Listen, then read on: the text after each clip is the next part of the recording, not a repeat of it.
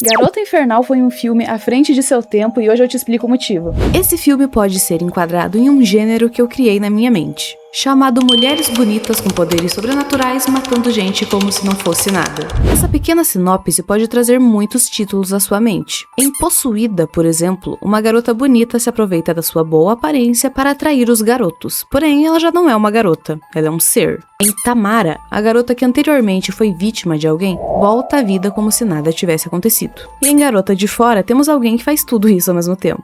Mas antes da Nanô, existiu a Jennifer, Garota Infernal, cujo título original em inglês é Jennifer's Body, ou seja, corpo da Jennifer. E vamos falar muito do corpo da Jennifer, inclusive. E sobre como o foco na sensualidade da protagonista nunca foi o ouro desse filme, por mais que a Megan Fox sempre tenha sido um colírio para os olhos. O filme já traz no seu título a intenção dos produtores. O filme é de 2009, mesmo ano, por exemplo, de Se Beber Não Case. E tendo isso em mente, sabemos que essa época específica do cinema, os filmes ainda sexualizavam excessivamente as mulheres. E quando vamos pro meio do terror, isso era quase obrigatório nessa época. Não, quase não, eu acho que era. Os anos 2000. Colocar seios desnecessários em filmes e personagens burros que vão morrer após acasalar era algo completamente comum, você já ia ver um filme esperando por isso. Olhando essa capa de Jennifer's Body, podemos dizer que era só mais um filme de terror genérico, cujo foco era extrair a máxima atenção masculina possível usando a Megan Fox? Sim, eu pensava exatamente isso quando eu ia na banquinha dos filmes piratão e via ela lá. Até que um dia ele passou tarde da noite na Globo. E eu amei esse filme. Eu não lembro quantos anos eu tinha, mas se foi depois do lançamento, então eu devia ter pelo menos uns 10, 11. Eu vou contar muito rapidamente a história aqui do filme, e depois eu te explico por que ele era tão revolucionário pra época dele. E tão bem feitinho. E eu amo mesmo esse filme, eu sempre pensei que quando eu tivesse um canal eu falaria dele. Eu assisto esse filme o ano todo. Lançado em 2009 com as lindas atrizes Megan Fox e Amanda Seyfried, nos papéis de Jennifer e Needy. A Emma Stone inclusive quase foi a Needy. Já a Jennifer sempre foi pensada para ser a Megan Fox mesmo. Só poderia ser da Megan Fox. Nossa história se passa a partir do ponto de vista da Needy. Ela é uma nerd. Sim, depois de colocar um óculos na Karen de Meninas Malvadas e bagunçar o cabelo dela, ela virou uma nerd feiosa, né? E ela está nos contando sobre sua amizade com a Jennifer, a líder de torcida bonitona. Você é uma lesbi gay.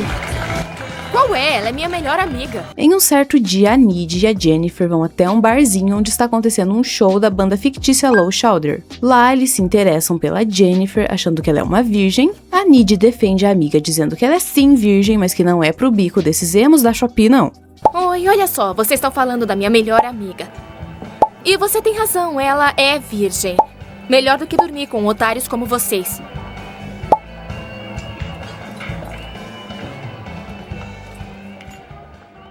Claro que virgem é uma coisa que a Jennifer estava longe de ser. Acho que o vocalista tá querendo me pegar. Só porque acha que você é virgem, eu ouvi eles falar. Ah, o quê? Eu não sou mais virgem nem na porta dos fundos, graças ao Roman. E a propósito, dói muito. Eu não consegui nem andar no dia seguinte, eu tive que ficar sentada no saco de ervilhas congeladas. Meu Deus. Porém, a intenção dos emos do Low Shoulder nunca foi a intenção padrão dos homens babacas de filmes de pegação estilo American Pie, etc. A intenção deles era sacrificar uma virgem para obter sucesso na sua carreira como uma banda indie. É difícil uma banda de indie rock fazer sucesso, sabia? Somos milhares e todo mundo é tão bonito. Mas o que aconteceu com a Jennifer, então, se ela foi sacrificada em um ritual que exigia uma virgem e ela não era uma? Acontece que o demônio invocado ficou preso no corpo dela, a trazendo de volta à vida e fazendo com que durante todo o filme ela devore homens. Como já dizia Nelly Furtado, she's a man-eater. Quando não tá papando garotos à la carte, a Jennifer fica mal, sua pele fica ressecada, perde o brilho, ela perde a energia. É que eu tô meio dodói. Minha pele tá ressecada e meu cabelo tá feio e sem vida. Ai, meu Deus. Até parece que eu sou uma garota normal. E após uma nova refeição, ela parece revigorada. No final do filme, sobra pra Needy matar a sua amiga. Ela tirou um demônio do mundo, mas acabou indo pra uma espécie de hospital psiquiátrico. Acontece que ela ganhou os poderes do demônio também, porque a Jennifer fez o favor de morder ela antes de ir lá pra baixo. A Needy sai do hospital psiquiátrico, acessa o canal Barbieverso, se inscreve, curte e deixa um comentário. Logo após isso, mata todos os Low Shoulders e o filme acaba, fim. Lógico que eu pulei muita coisa, né? Eu fiz realmente um resumo bem rápido, acontecem muitas outras coisas no filme, mas eu preciso que você tenha esse pequeno resumo, essa história em mente, pra que tudo que eu vou falar agora faça sentido. Pra eu te contar o que faz esse filme ser tão bom, na minha percepção. porque quem tá acompanhando o canal aqui já percebeu que eu tenho um gosto duvidoso pras coisas. Não era tão comum nessa época que filmes de terror tivessem uma personagem feminina matando apenas homens e ficando assustadora desse jeito. A figura feminina nesse contexto de gênero e época era dividida apenas em 2 segmentos. A mulher promíscua que, entre aspas, merecia morrer porque era promíscua, burra e fácil. Ou a personagem anjinha, a virgem que merecia ser a final girl porque era boazinha e recatada. Isso mudou muito ao longo dos anos, né? Posso citar aqui como um exemplo que reverte todo esse estereótipo, o filme O Segredo da Cabana. Ele brinca muito com essa coisa da mulher promíscua e da virgem, e também brinca com vários outros estereótipos. A prostituta, ela é pecadora, ela morre primeiro. O atleta, o estudioso, o tolo. Todos sofrem e morrem pelas mãos do terror que invocaram, deixando o último para viver ou morrer, como o destino decidir. A virgem. Eu? Virgem? Inclusive, esse é outro filme que eu amo e adoraria trazer pro canal. Mas voltando pra Garota Infernal. Ele foi um desastre comercial. O público majoritário do gênero do terror da época, os homens, não queriam ir assistir um filme da Megan Fox onde ela ficasse monstruosa e matasse homens. Eles queriam um filme da Megan Fox sendo gostosa. Quando teve uma sessão de testes desse filme, a equipe foi ouvir sugestões do público que assistiu. E eles disseram, por exemplo, que faltavam peitos no filme, tendo uma pessoa inclusive escrito peitos errado, porque ele era muito jovem. E é aí que tem mais um erro. O marketing desse filme não foi feito corretamente. Ele não foi pensado para o público correto. O marketing dele foi pensado especificamente para garotos jovens que queriam filmes padrão de terror que sexualizavam a mulher. Ele inclusive escreveu boobs ao invés de boobs, que seria seios em inglês. A roteirista até disse que ainda tem esse cartão guardado de recordação. Apesar de ser considerado hoje em dia um filme cult, empoderado e símbolo para o público feminino, eu acho que deu pra entender por que ele foi um fracasso, levando em consideração tudo que eu disse. Sim, eu tô puxando o saco pra caramba desse filme, mas ele foi um fracasso e eu vou te explicar o motivo disso. Não podemos dizer que o filme deu prejuízo, já que custou 16 milhões e arrecadou 31 milhões. Mas quando dizemos que ele fracassou, foi porque o público não gostou. Foi porque todo mundo esperava que ele estourasse. Isso não aconteceu. Ele tinha a atriz Megan Fox, que estava no seu auge da fama após participar de Transformers. Esse filme foi escrito e dirigido por mulheres, incluindo a Diablo Cody como roteirista, que já tinha ganhado o Oscar com o filme Juno. E como diretora tínhamos a Karen Kusama, cujo foco são filmes sobre mulheres. Na produção também tínhamos 3 produtores homens. 2 deles trabalharam em Juno junto com a Cody, e como compositor foi contratado o Theodore Shapiro, que já foi compositor em filmes como Diabo Veste Prada, Marley e Eu e Trovão Tropical. Eu adoro Trovão Tropical, vou falar nisso. Então era esperado muito mais desse filme por parte de todos. Ele foi produzido pelas empresas Fox Atomic e Dune Entertainment. A Fox Atomic foi criada para distribuir filmes voltados para comédia ou uma coisa mais diferentona e experimental. A Fox Atomic inclusive produziu Turistas, de 2006, aquele filme super desrespeitoso com o Brasil que coloca a gente como ladrão de órgão de gringo e só.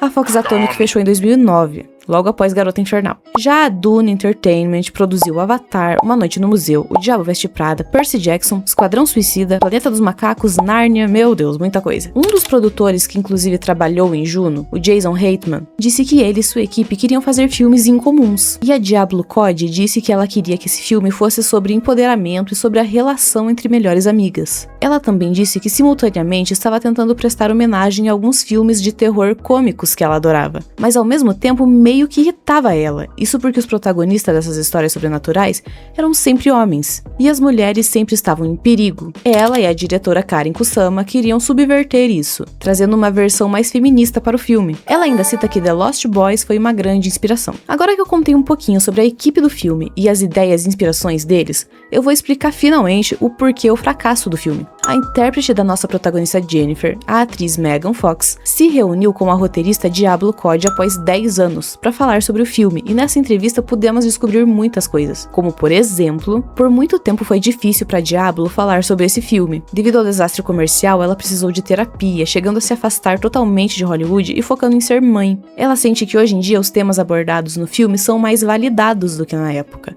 portanto fica mais fácil falar sobre o filme. Para vocês terem ideia de como a falta de respeito com as mulheres era grande naquela época, a própria roteirista diz que quando ela abria o Twitter, via outros profissionais da área, incluindo grandes diretores, zombando do fracasso do filme e dela como profissional. A falta de respeito com as figuras femininas em Hollywood também fica bem exemplificada quando a Megan conta que durante as filmagens dessa cena aqui, paparazzis tiraram fotos dela saindo do lago logo após a filmagem da cena, com seus seios aparecendo nas fotos. Ela pediu para a produção do filme para entrar em contato com um fofoqueiro famoso da época, Paris Hilton, não confundir com a Queen Paris Hilton, tá? Para que ele não postasse essas fotos tão invasivas e íntimas dela. Pedido que foi totalmente ignorado e ridicularizado por todos como se não fosse nada. Acontece que essa época já estava sendo turbulenta para Megan, por inúmeras situações que aconteceram com ela em Hollywood. As críticas, a inveja, o hate que ela sofria na época e mais o fracasso de Garota Infernal fizeram que por algum tempo ela não quisesse nem ser vista em público, não queria tirar fotos, não queria aparecer em premiações. E isso leva a outra fala da Megan a respeito dessa fase da sua vida. A cena do sacrifício no filme era exatamente como ela se sentia em relação aos estúdios, que estavam dispostos a sacrificá-la física e emocionalmente para terem o que queriam, assim como a banda Low Shoulder fez com ela. E é muito engraçado ver como esse filme é amado e bem recebido pelo público hoje em dia. A Diablo fica até feliz em lembrar de quando uma moça de uns 22 anos parou para falar sobre Garota Infernal com ela no mercado, ficando surpreendida em ser reconhecida por esse trabalho,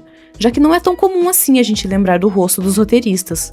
Ainda mais um não tão famoso quanto ela. Se tivesse sido lançado hoje em dia, com certeza seu marketing seria voltado para as garotas e não para os garotos. Para vocês terem uma ideia, quando a Diablo falou com o pessoal do marketing, isso lá nos anos 2000, perguntando qual seria a estratégia de marketing do filme, eles simplesmente responderam com um e-mail dizendo Megan Fox gostosa. Juro, quebra o meu coração ver a carinha da Megan nessa parte tendo que relembrar disso. Ela é uma ótima atriz que nunca mereceu o hate pesado que recebeu por estar nessa caixinha que Hollywood a colocou, de ser apenas um rosto bonito e um corpo bonito. E podemos ver o quanto isso a afetou quando ela diz que, apesar de se considerar uma feminista, ela sente que não há espaço para ela dentro do feminismo.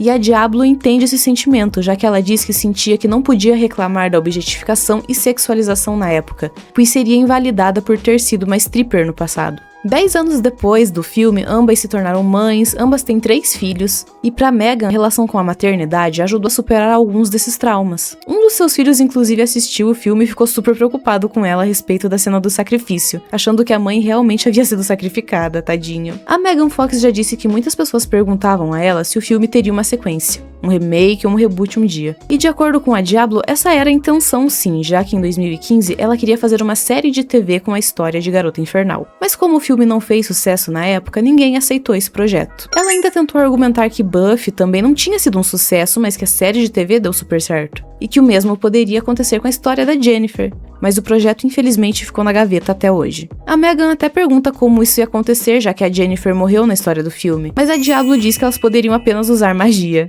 E aí, o que vocês acharam desse filme? Vocês já tinham assistido ele antes ou não? Eu sei que ele passava na Globo, se não me engano, no Corujão. E eu venho assistindo ele há muitos anos já, eu realmente adoro esse filme. Comenta aí que parte do vídeo você gostou. Se quiser me dar uma sugestão de filme, inclusive, eu aceito, tá? Inclusive, já tem 2 filmes que eu tô fazendo o roteiro que eu tirei aqui dos comentários dos vídeos. O filme The Final e o filme Tamara, que eu já tinha assistido, mas depois que eu vi o comentário, eu pensei, é bom fazer um vídeo sobre. Tamara é muito legal. E foram esses os comentários que me inspiraram a fazer esses roteiros que eu tô fazendo agora. Em breve esses vídeos saem. Então se inscreve no meu canal, curte. Me segue nas minhas outras redes sociais. Eu nunca sei o que pedir aqui. Eu tenho o TikTok e o Instagram. E podem me seguir lá. Vamos seguir lá. E o vídeo foi isso. Tchau!